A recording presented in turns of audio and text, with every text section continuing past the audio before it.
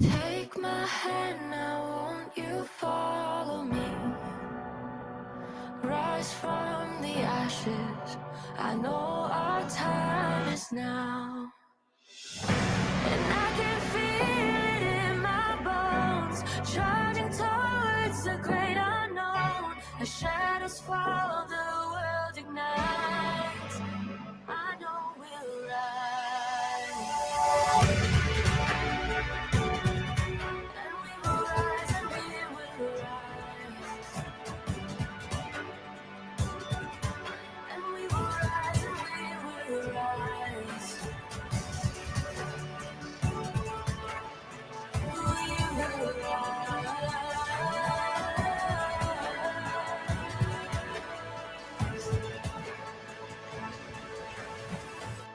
We will rise.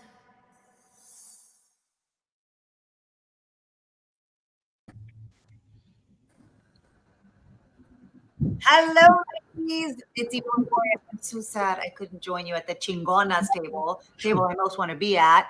I wish I could be there with you, but I'm on set filming a movie in Oklahoma.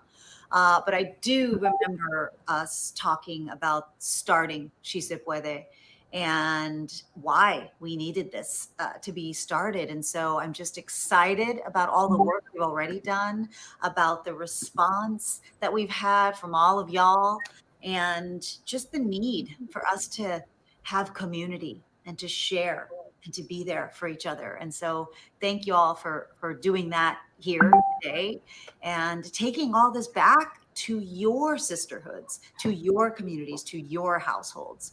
That's what it's all about. I look forward to talking with y'all very soon and send you all my love. Un beso. Gracias, Eva. Thank you so much for that intro. We're so excited to be here. In North Carolina, Carolina del Norte, what's going on, everyone? I'm Elsa Collins, and here we are at the Chingonas table of our virtual tour.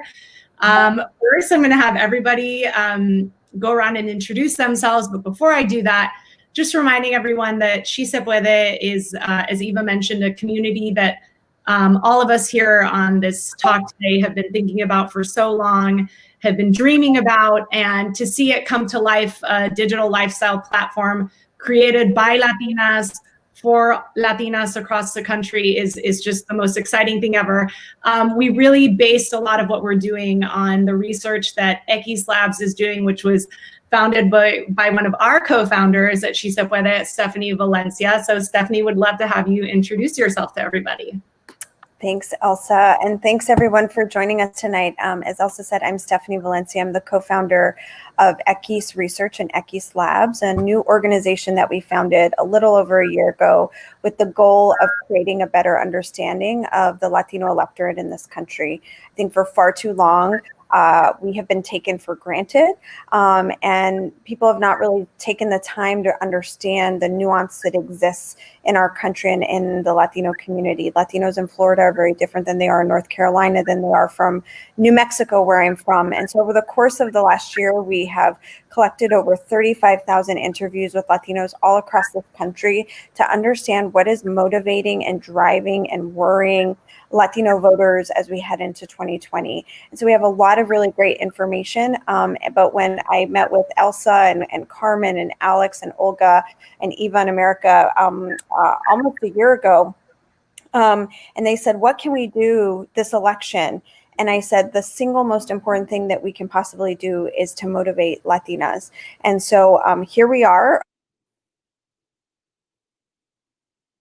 with She Se Puede, and really happy to be here with you guys tonight.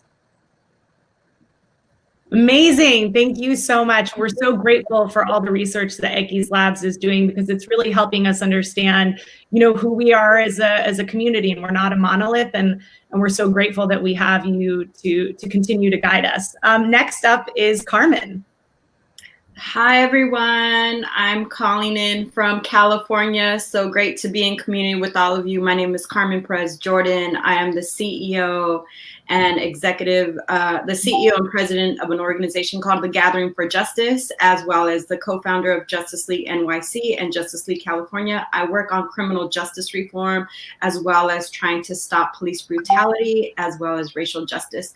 Really excited to be here with all of you. I was one of the people that was in community with Elsa, America, Jess, and everybody, just really thinking about how could we bring our community as Latinas together, especially because of what Stephanie said, we are not a monolith, but this is really a dream come true.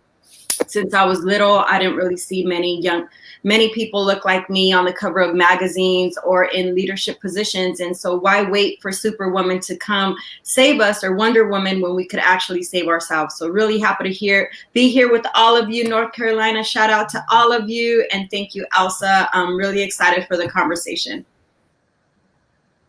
We are so grateful to have you, Carmen, and we're so in awe of all the work that you're doing. And thank you for keeping, the conversation about Black and Brown communities alive and present. And we know it's so important to continue to have that in our community. Would love for Alex to go next. You're on mute.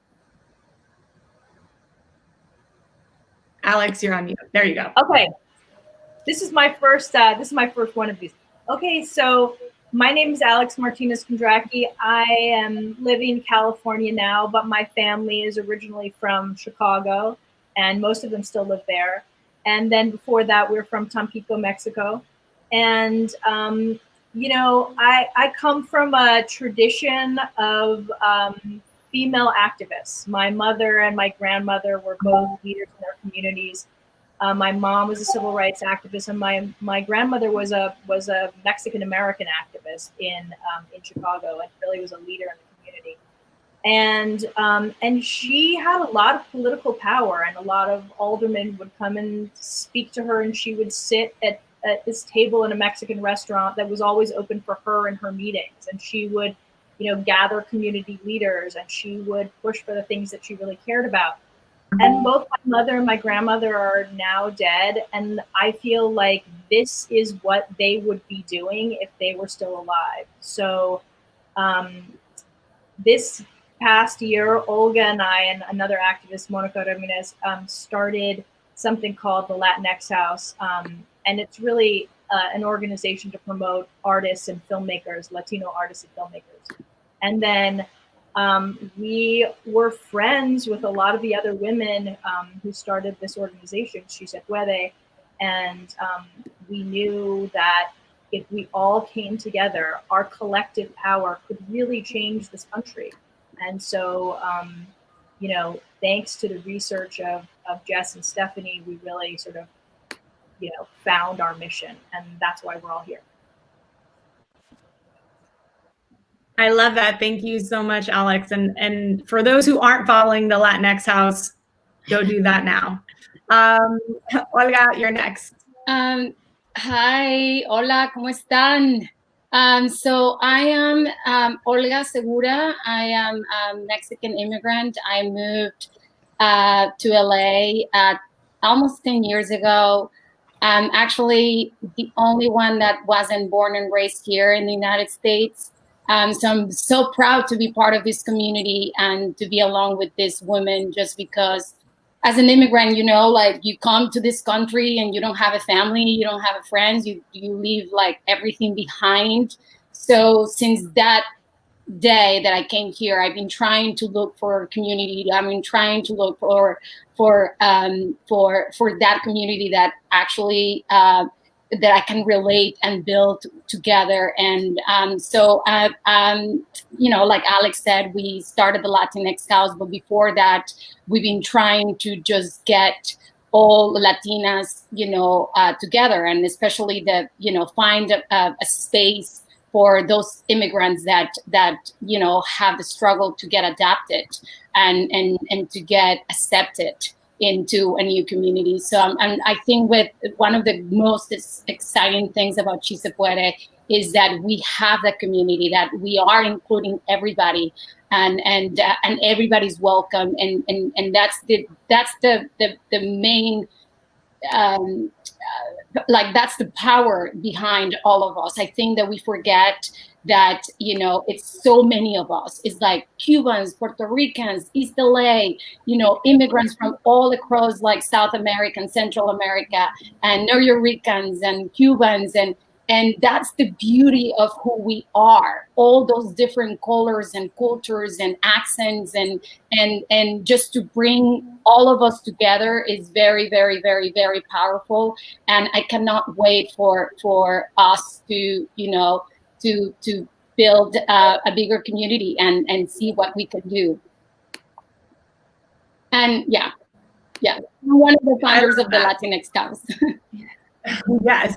And if you didn't see Olga have her amazing conversation with Kate del Castillo earlier this week, you can still check it out on our YouTube channel. So thank you, Olga, for such an important conversation, and for always, keeping the conversation open to the entire community, immigrants and others alike. So we're so grateful for that. And I just want to remind everybody that we are missing America Ferrera, who wasn't able to make it, Jess Morales Rocketto, who is the founder of the National Domestic Workers Alliance and Families Belong Together, Mónica Ramírez, who was on earlier today on the farm workers panel, which was so great, who is also a co-founder of the Latinx House and Justice for Migrant Women. And let's see, Eva called in. Did I miss anybody? Okay, great. So this is supposed to be a conversation. Oh my gosh, I forgot to introduce myself. Hi, everybody. I'm also one of the founders of She Se Puede. I'm also a co-founder of This Is About Humanity, which is an organization that works with separated and reunited families at the US-Mexico border. I do a lot of work around voter registration and access to the polls and education on social justice issues. And I live in LA, and I'm just so excited to be a part of She Se Puede. As we've all talked about, this is an idea that was born amongst all of us and in a conversation and a series of conversations where we knew that there was more that could be done. And it was really only when we all came together that we were able to create what is now in existence. And so we're so excited. Let's put everybody back up. That's the end of my intro. But yeah, this is a conversation about, you know, how we came together, how we decided to inspire each other. And I would just love to hear, you know, how we feel it's going. Well, I'll start. Great. Yeah. Great. Go, Alex. I mean, I'm so in awe of all of you and everything that has happened. And it's so amazing to just watch the effect that this is having on other people. And I feel like it's kind of a dream come true. Yeah, it really is. I mean, I think when we sat in that conference room for that first time and I brought all of the research and data to you all and decided that Latinas would be the focus, because ultimately, like, when we look at like the entire Latino electorate in the country today, there will be 32 million eligible Latino voters in 2020. And the Latino community is driving population growth in this country. US born Latinos are driving the population growth of this country. We are literally the future of this country. And Latinas are a huge, huge part of that. And I think one of the things that I underestimated was the need for this community. And when we launched, was it kind of early August, late August, I think it was. It ended up being in late August. Just the response that we received was phenomenal. And when we think about like the power of this platform to create connectivity to each other, to create a space online where we can empower ourselves around, you know, financial empowerment, about feeling good and feeling healthy, about all of the things that we're dealing with in this kind of COVID era, and taking care of our families and healthcare and questions we have about COVID, to what it means to vote and civic participation, like, and what it means to be a full active citizen in society today, not just by voting, but participating in other ways. Like, I really underestimated like the thirst and the hunger for this platform. And the last thing I would just say is that one of the most powerful things that we have as Latinas is, as I was saying, we're driving population growth in this country. Latinas are the largest share of the electorate, of the Latino electorate, in many critical battleground states, and specifically in North Carolina, which means that Latinas, like Latino women, make up the largest part of the Latino electorate in North Carolina, which means we hold the power, we hold the keys, not just to the future of what North Carolina can look like or what other states can look like, but we are like really important organizers in our communities. We're motivators for our family. We're the glue that sticks everything together in our families and our communities. And so we know that when we organize ourselves, when we organize our communities, we organize our families, we can make a difference. And so that is, I think, just the power of this platform, is we are convening and creating a community to give people tools to be able to do that. And yeah, I was going to say, Carmen, really quickly, Carmen, Stephanie mentioned organizing. And I know that that's something that, you know, is secondhand to you. How do you see She Se Puede as a version of organizing? So what I have to just add is the fact that I love what Stephanie was talking about when we got into that room, and we were kind of like, holy Jesus, like we are actually the main factor to making a difference this election. But I think the way in which we're seeing this becoming an organizing community is the fact that we have these She Se Puede squads. And so many of the people that are listening right now are leading some of those squads and are organizing deeply in their communities. And like Stephanie said, there are folks that are already doing this work. And I remember prior to the meeting that we were all at, when we were in a retreat in Santa Cruz County here in California, and we were looking at numbers across the board of how so many Latinos did not show up to vote in 2016. And it was because they were not enthusiastic about who they were voting for. And so I remember America Ferrera was like, well, how come I wasn't engaged in the conversation? And then I raised my hand, how come I wasn't engaged? As somebody who also organized the Women's March on Washington in 2017, some of us felt it was important for us to come together. And so that really was a commitment to not only ourselves and each other as women, but also to the Latinas that are looking to be connected to one another. And so I feel She Se Puede is how we connect to one another, not just when it comes to, fashion or the house parties on Fridays. I don't know if any of you have participated, but I know I participated the other day. I was tapped in. But I will say that, Latinas are powerful. When we believe in our powerful and act on our power by voting, the country will experience the full potential of our force. And Latinas will shape this election, not only the presidential election, but if we also look at what's happening locally, whether it's our school boards, whether it's our city council, everything, by exercising our power through our vote, we're going to be able to see a significant difference. And so, like Stephanie said, 32 million Latinos are eligible to vote. There are so many new voters, right? So many young people that have now turned 18. I know it's my niece's first time voting. I'm so excited for her. But again, I think She Se Puede is an opportunity to connect with one another. I know that I'm connecting with so many Latinas across the board, not only in North Carolina or Arizona, but also people from places across the world that are coming to me. I know that there are several Latinas that have reached out. Some are nurses, some are teachers, some are, organizers in the political space, but everybody is really feeling connected to one another. And so I really feel this platform is a way in which we not only connect to one another, but we're also beginning to organize deeper in our communities. Yeah, I love that. I definitely want to hear from Alex and Olga. You guys are creative minds. You understand what storytelling, the power of storytelling. I'd love to just have you guys talk a little bit about how She Se Puede really can be a vehicle to tell these stories. I mean, I think right now we can see it. I saw some of the comments that someone said that I didn't know that we had so much power. Like that comment, was like, wow, this is why we are coming together and to empower each of us and be able to step forward and tell our own stories.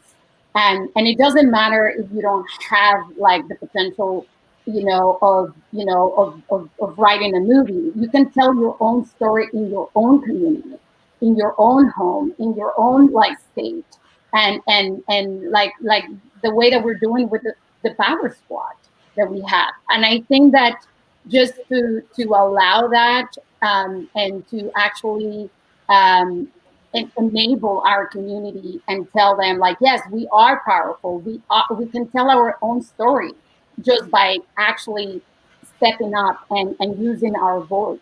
So I think that is really important. And I think that She Se Puede is really supporting that. We can see it even in our social media, guys, how many Latinas that I've learned that I haven't met before.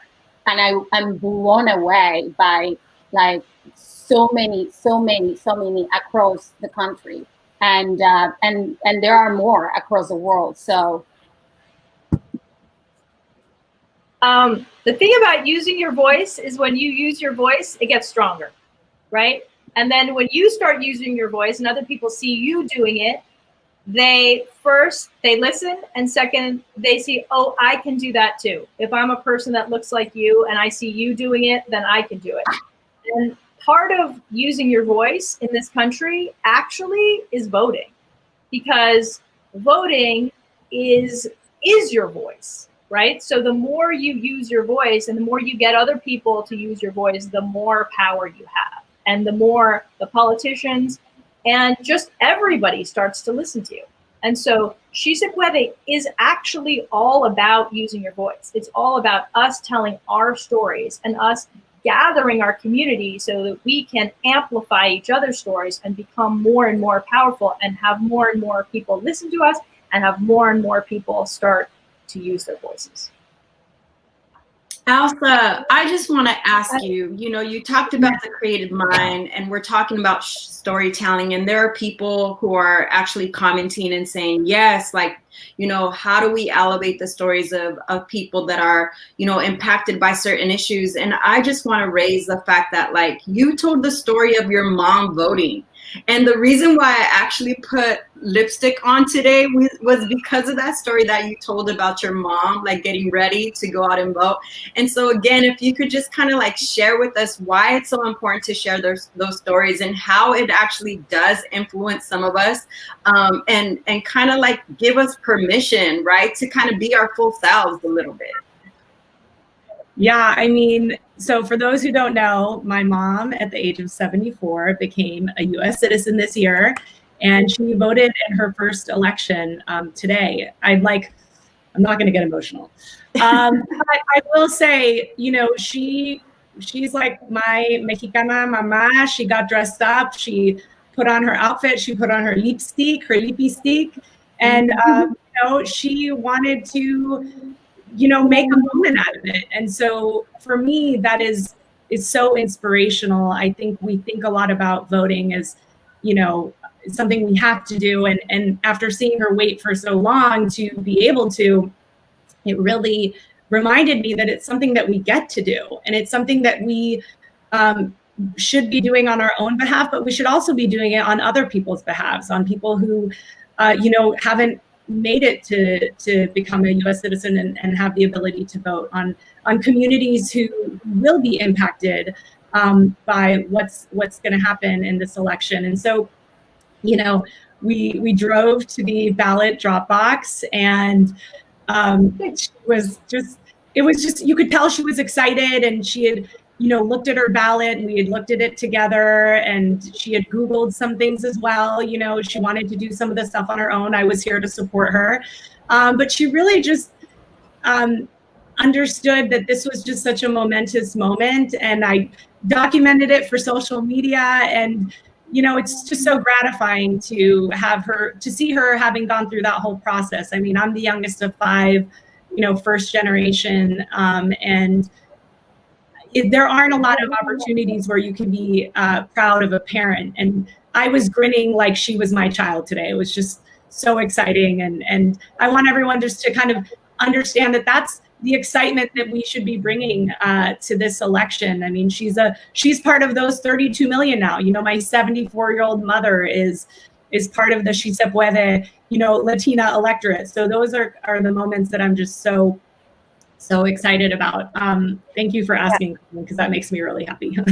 The thing I would just add to that, Elsa, I think your mom's story is so inspiring every time you talk about it. Like, it is just a reminder of like the preciousness of voting and the preciousness of our democracy. And I think like what the last 4 years has really taught us is the fragility of our democracy. And I think like it's been a very painful many years for many of us, economically, with family separation, with all of these different things happening. And it's a painful time for our country. We're very divided right now. But I think, one of the things about voting is that I think we sometimes make the mistake of telling people voting's easy. Like, it's going to be really easy. The truth is voting can actually be very hard. And the truth is there are a lot of people who don't want people like us to vote. And so we have to just acknowledge that the process of voting, checking your voter registration, requesting a ballot, or having to go vote in person, even in the midst of a global pandemic, like, is hard stuff. And we have to accept that, but also accept that like democracy is worth it. And this moment in time that we're in is worth that extra effort. And sometimes it can feel really overwhelming. Like, you said, your mom was Googling stuff, and when she was able to, she, voted from home and got her ballot in the mail. I think that's a real advantage of like vote by mail, is you can take your time in voting, because, one of the things that we found is that like, is that women, many Latinas, don't feel prepared to go and vote, so they just skip it because they say, I don't want to mess up, so I'm not ready, I don't have the information I need, it's too much pressure in the voting booth, therefore I'm just going to skip it because I don't want to mess up. Like, that is the exact opposite of what we need to be doing in 2020 and every other year in between, but especially in 2020. Like, you have all you need. You know how you feel about these issues and where we are in this moment in time. You know how what's happening in the world is affecting your family.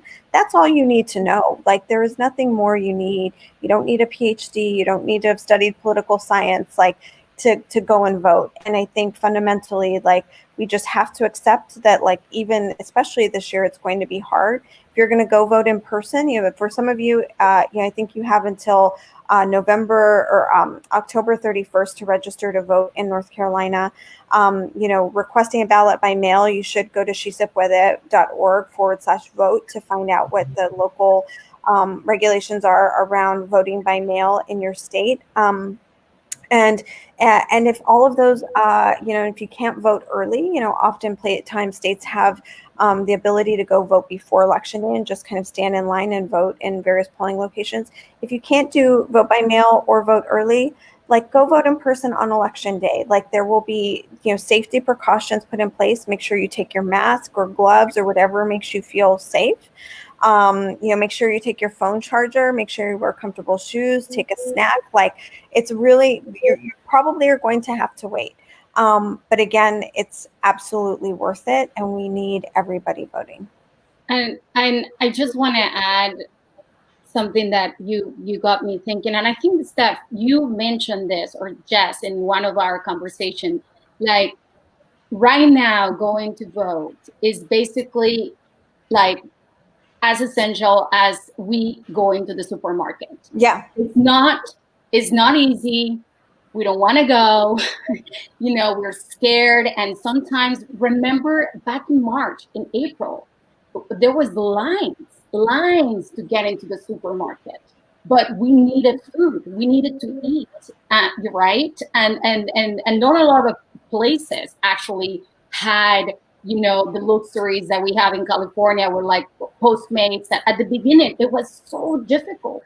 You really needed to take the mask, do the line, get your like sanitizing, take all the precautions that you had to do, and then wait. So I think that it's so important right now that just to see that as essential as we need to eat every day, but we need to go and vote. Exactly.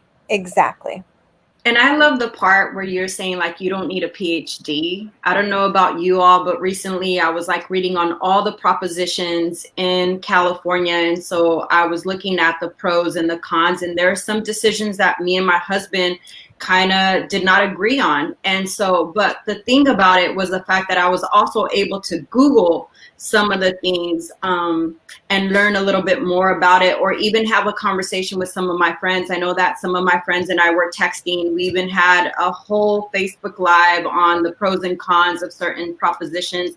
And so again, like, I think one of the things is that we feel we have to do this alone, but we actually have friends or we have family members that we could do this with.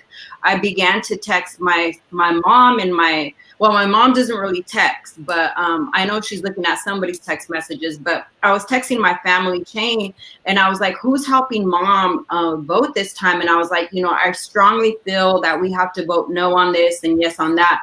And it really started a conversation. And so I think it's so important to remind people that you don't need to have a PhD or a degree in political science, because I think that's part of the fear.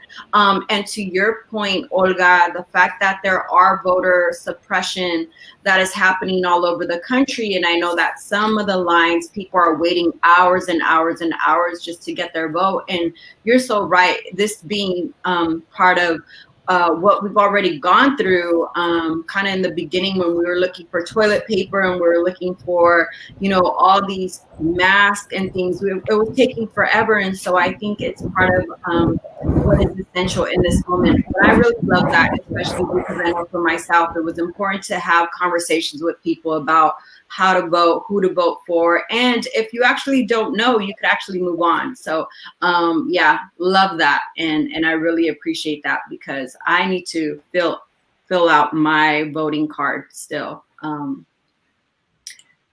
I think it's important when you're voting to have like a crew, right? It's not something you do by yourself. It's something you talk about. Like, remember when you were doing homework? Oh God, it's so awful. But if you did it with your friends, if you talked about it, if you had help, if you didn't feel like it was all by yourself, it made it a lot more fun. And this is not something you're getting graded on. It's something that we all have to do because we're so privileged to live in a democracy. And we only will live in a democracy if we all participate. And that means us. That means every single one of us, right? And the more we participate, the more power we gain. And if none of us care, we will end up living in a country that doesn't have democracy. So it's on us. This is really on us, and our responsibility as citizens is to participate and to, fill out our ballots and think about it and do a little bit of research and homework, but try to make the homework fun and talk to everybody you know, or really the people that you think are smart and whose opinions you respect. California is a complicated place to vote. There are lots of judges on the ballot. There's lots of propositions, and I don't always know what to do. And the person I always call is my mother-in-law, who seems to know everything about it. But when she doesn't know, I look at the local paper and see what they think, because they usually have written about, the various issues, and they've usually taken a position, but they'll give you both sides of the issue. And that's a great way to decide. But also, if you really can't make up your mind, you can leave something blank. Fill most of it out. Do the best you can, but make sure you get it in and make sure you're counted. Yeah, I was going to say, I actually went and voted early in person, took the precautions, wore my mask, and everything was safe, and everyone was keeping social distance. It was a drive. I mean, as Stephanie mentioned, there may be some obstacles. In this case, we'll call it LA traffic, and by finding parking. But once we got there, and I went with my husband, and I was like, "This is our day."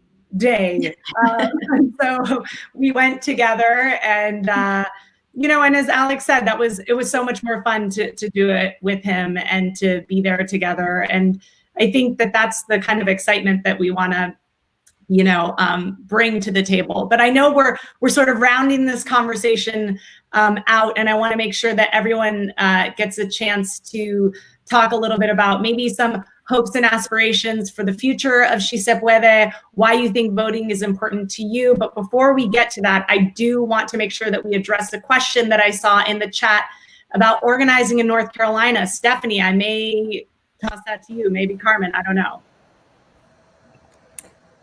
Well, I think you're already starting by being here, which is being part of the She Se Puede squad, and we want you to keep participating and being part of the She Se Puede squad.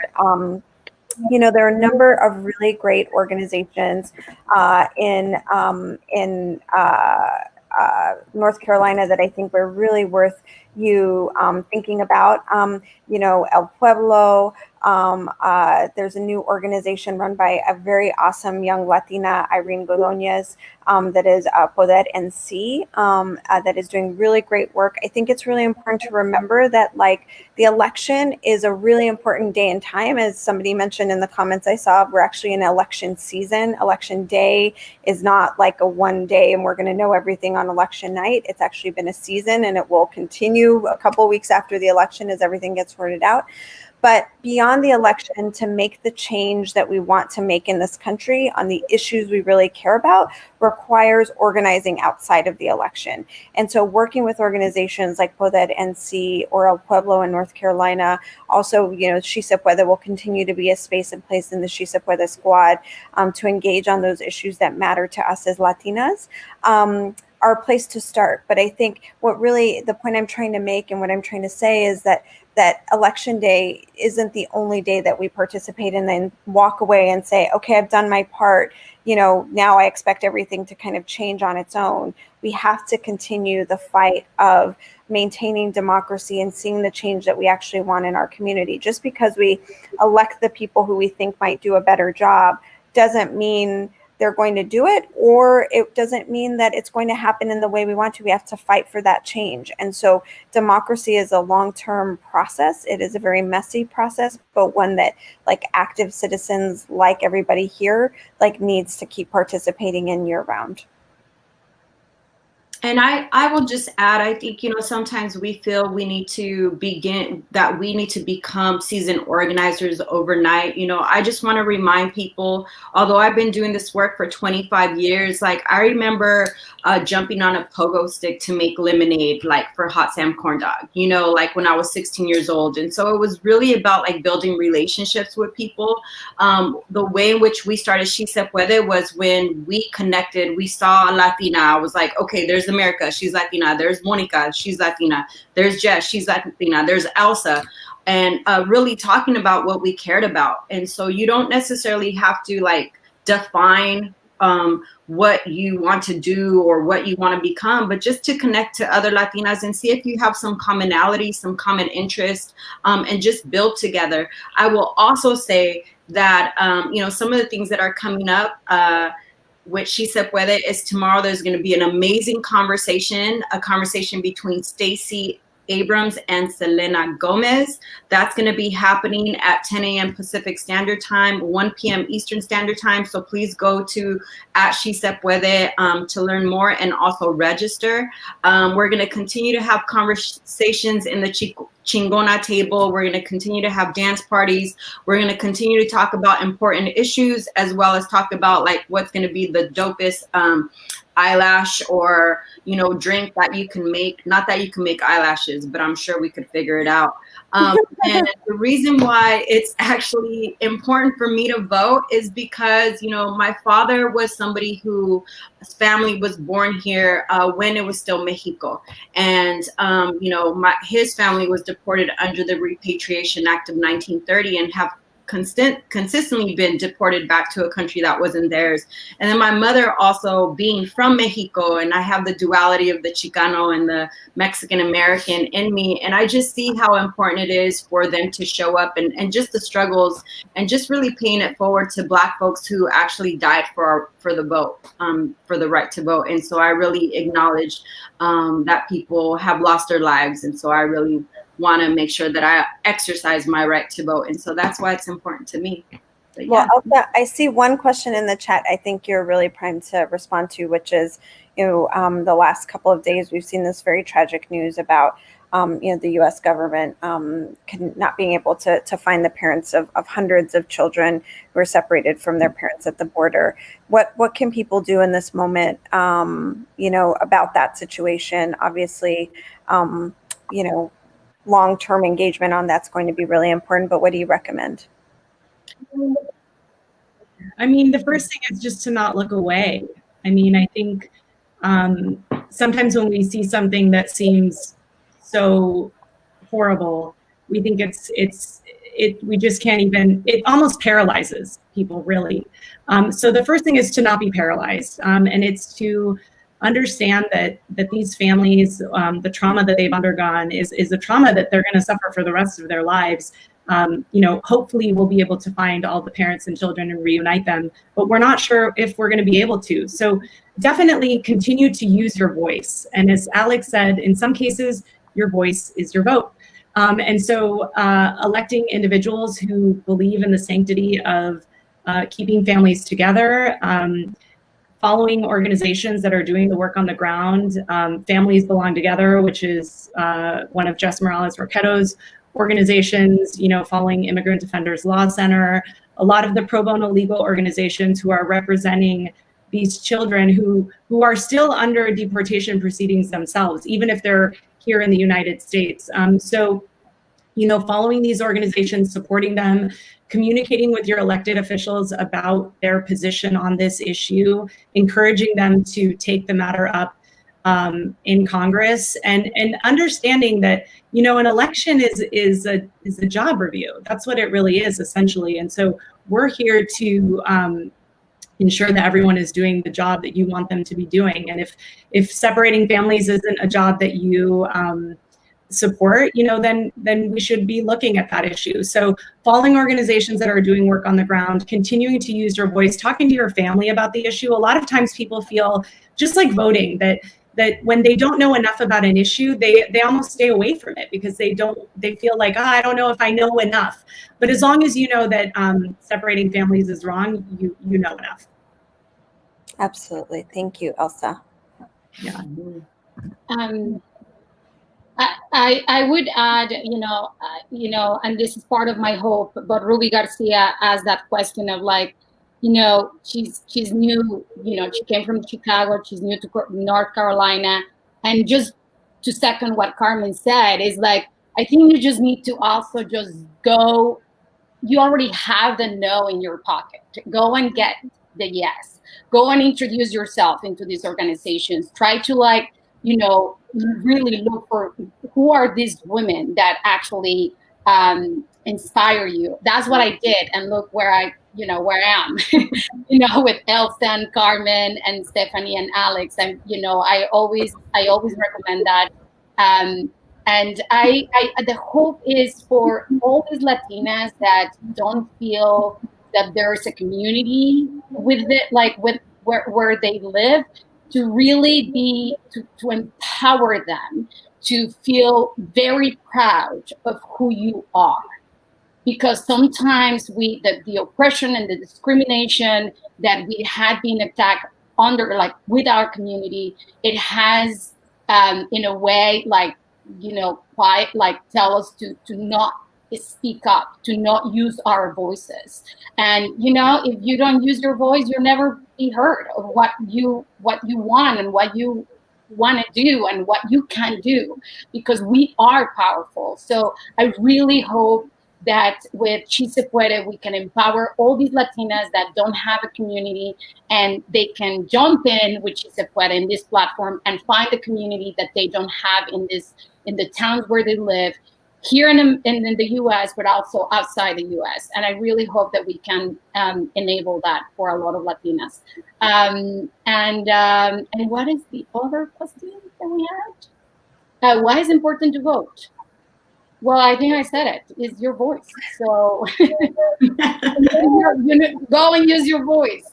Listen, if like I said, I'm a Mexican immigrant. I don't have the right to vote. And if I would have the right to vote, I'll be the first one there. Just to really do it. We need to do it. You need to do it.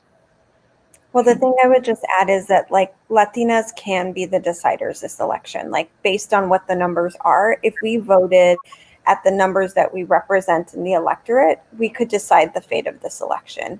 And not only if we showed up ourselves, but if we each found 3 people. Think about 3 people in your life who you're not sure they're actually going to vote. It might be your son, it might be your niece or your nephew, it might be your husband. But, you know, anyone, just go find 3 people that you're not sure whether or not they're going to vote.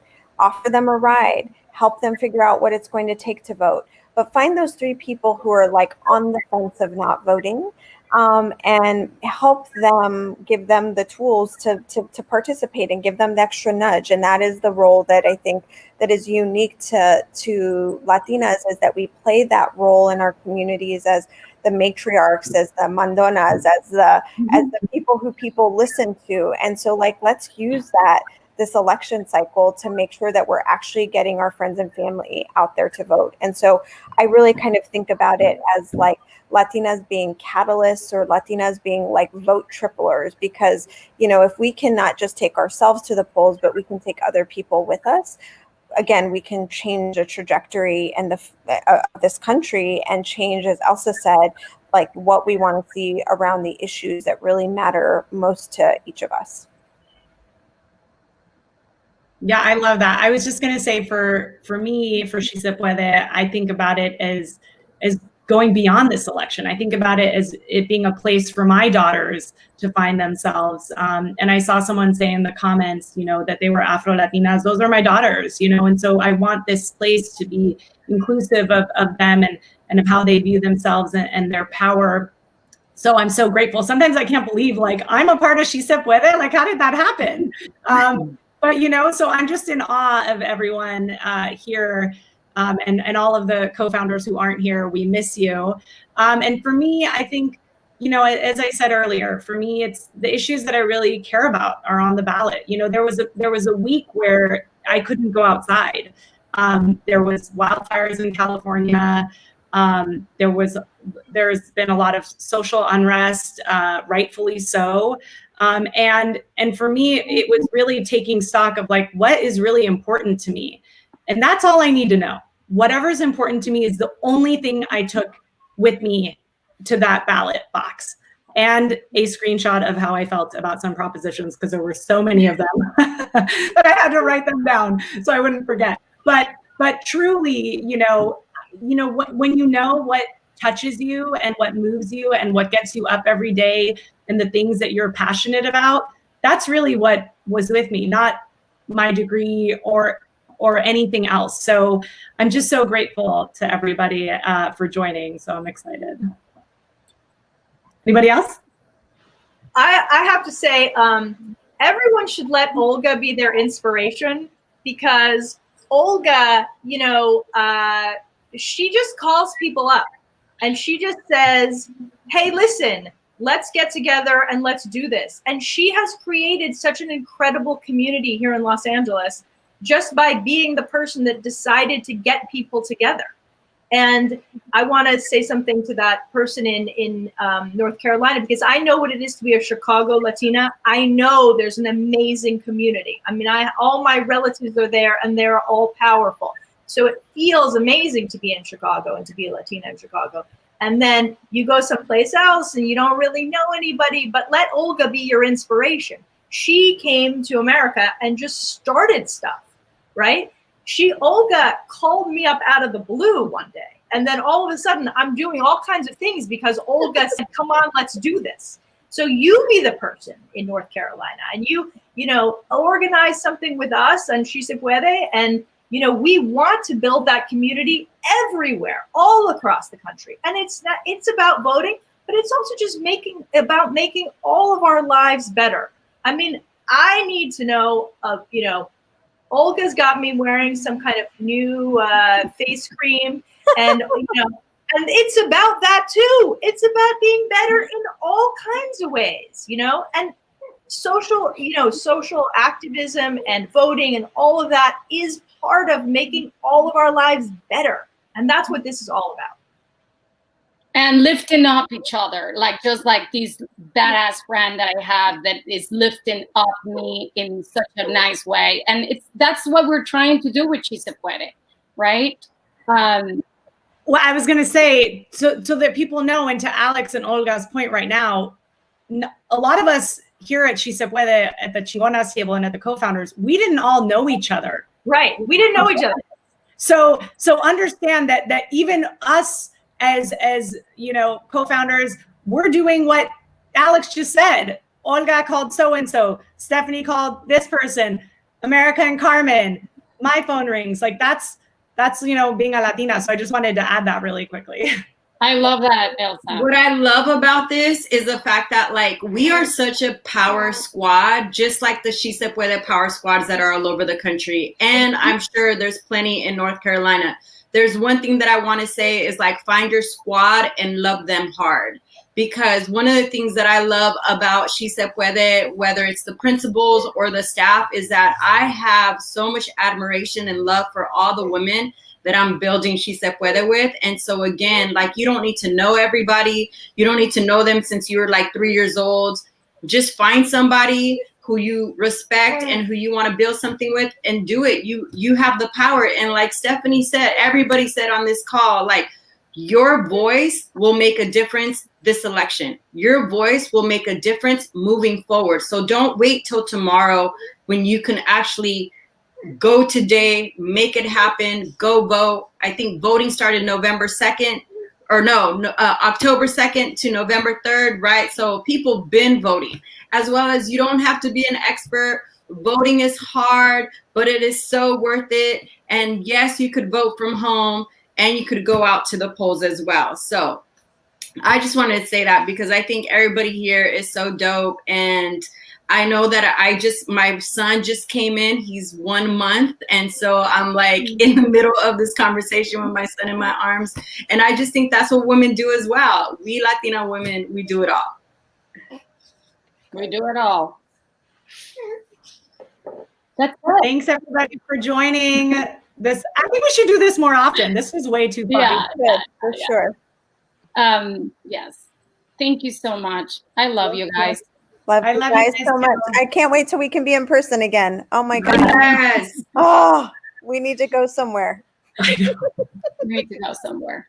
I love y'all. Love you guys. Bye. Bye. Bye, everybody. Bye, everyone.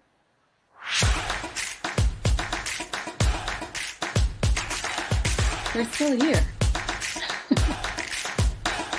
Where are you guys?